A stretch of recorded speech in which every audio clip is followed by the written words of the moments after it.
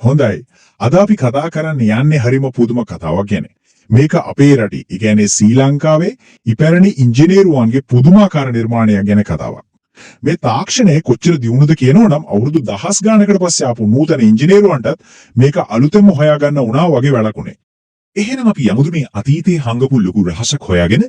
මේ කතාවේ පටන් ගන්න තියෙන්නේ ශ්‍රී ලංකාවේ පොළොව යට ගැඹුරටම හැංගිලා තිබුණු පුදුම හිතෙන දෙයක් එක්ක.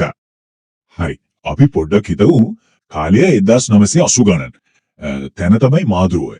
ලොකු ඉංජිනේරු කණ්ඩායමක් ඒ කාලේ තිබුණ හොඳම අලුත්ම උපකරණ පාවිච්චි කරලා ලොකු වේලක් හදන්න හොඳම තැන හොයනවා. හැමදේම සලසුන් කරලා වැඩේට ලෑස්ති වෙලා හිටියේ. හැබැයි ඉතින් එයාලා පොළව හරන්න පටන් ගත්ත ගමන්ම එයාලට තේරුණා මෙතන එයාලා තනියම නෙවෙයි කියලා. එයාලටත් කලින් කවුරු හරි මෙතනට අවිල්ලා තියෙනවා. ඒ අවුරුදු 10 ගානකටත් කලින්. ඉතින් හිතන්න බලන්න කිසිම සැටලයිට් එකක් GPS එකක් කිසිම නූතන තාක්ෂණයක් නැතුව කොහොමද අපේ පැරැන්නෝ වේල්ලක් හදන්න ඕන හොඳම නියමම තැන හරියටම හොයාගත්තේ. හොඳයි මේ පුරාණ ඉංජිනේරුවන්ගේ මොලේ කොච්චර දියුණුද කියලා තේරුම් ගන්න නම් අපි මුලින්ම දැනගන්න ඕනේ එයාලා විසඳපු ප්‍රශ්නේ කොච්චර ලොකුද කියලා. මේක මෙහෙමයි. දැන් වතුර පිරුණු බේසමක යටට අත දාද්දි දැනෙන පීඩනයට වඩා ලොකු වැවක පතුලට කිමිදෙද්දි දැනෙන පීඩනය කොච්චර වැඩිද? ඒ වගේ තමයි. වැව ලොකු වෙන්න පතුලේ තියෙන වතුරේ බලය, ඒ කියන්නේ පීඩනය අති විශාලයි. ඉතින් මේ පාලනයක් නැතු වෙන වතුර පාරට පුළුවන් ඕනම වේලි බැම්මක්, ඕනම සොරවුවක් කුඩු පට්ටම් කරලා දාන්න. ඇත්තටම මේක තමයි ලොකුම අභියෝගය උනේ. ඉතින් තේරෙනව නේද? මේ මහා බලවේගය පාලනය කරන එක තමයි හැමදේම. හරියට කරගත්තොත් මුළු ගමක්ම ජීවත් වෙනවා. වැරදුනොත් මහා විනාශයක්. ලෝකේ බලවත්ම ශිෂ්ටාචාරයක් වුණ රෝමවරුන්ටත් මේ අධික ජල පීඩනය පාලනය කරන්න ක්‍රමයක් තිබුණේ නැහැ. හැබැයි පුදුමයකට වගේ ඒකට නියම විසඳුම තිබුණේ අපේ රටේ ඉංජිනේරුවෝ ළඟ. උන්ගේ ඒ රහස් ආයුධය තමයි බිසෝ කොටුව. නම සරල වෙනාට මේක පිටිපස්සේ තියෙන තාක්ෂණය නම් ඇත්තටම පුදුම හිතෙනවා. හරි. එතකොට කොහොමද මේක වැඩ කරන්නේ? හරිම සරලයි.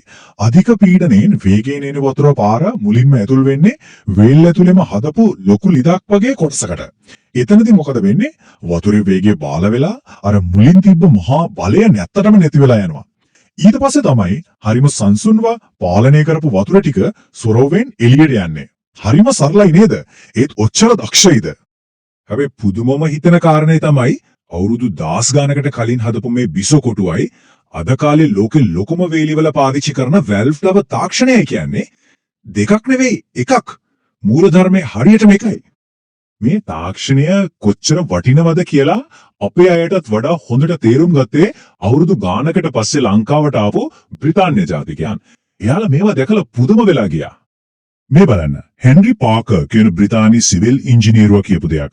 ඔහු කියනවා මේ සොයා ගැනීම නිසාම තමයි සිංහලයන්ට ලෝකයේ තියෙන විශිෂ්ටතම වෙබ් නිර්මාණය කරන්න පුළුවන් උනේ කියලා. මේ කතාව වෙන්නේ 1909 දී. පාකර් එයාගේ Ancient Ceylon කියන පොතේ පැහැදිලිවම ලියනවා යුරෝපයේ මේ වගේ තාක්ෂණයක් හොයාගන්නත් අවුරුදු 5000කට විතර කලින් ඉඳන් ලාංකිකයෝ මේක පාවිච්චි කරා කියලා. හොඳයි. එතකොට මේ මුළු කතාවෙම අර මදුරුවෙන් හම්බ වුණු පුංචි සොරව් කෑල්ලෙන් අපි මොනවද ඇත්තටම ඉගෙන ගන්න ඕන? ඒක අපිට මතක් කරනවා අලුත් දේවල් හොයාගන්න එක නවනිපයම් කියන එක අවී පටන්ගත දෙයක් නෙවෙයි කියලා. අපේ අතීත මුතුන් මිත්තන් සමහරවිට අපිටත් වඩා ගැඹුරින් හිතලා ලෝකයේ ප්‍රශ්නවලට විසඳුම් හොයලා තියෙනවා. ඉතින් අදටත් අපි මාදුරුවයට ගියොත් දකින්න තියෙන නටබුන් ඒක නිකම්ම ගල් ගොඩක් විතරක් නෙවෙයි. ඒක තමයි අපේ අතීතයේ තිබුණු පුදුම හිතන බුද්ධියයි වර්තමානයේ තාක්ෂණයයි අතර තියෙන ජීවමාන සාක්ෂිය. බිසෝ කොටුවේ කතාව අපිට පෙන්නනවා සමහර වෙලාවට අනාගතයට යන්න හොඳම පාර තියෙන්නේ අතීතයේ දිහා ආපහු හැරිලා බලන එකෙන් කියලා. ඉතින් තව කොච්චර දේවල් මේ වගේ පොළොව යට හැංගිලා ඇද්ද අපි ආයෙත් හොයා ගන්නකම්.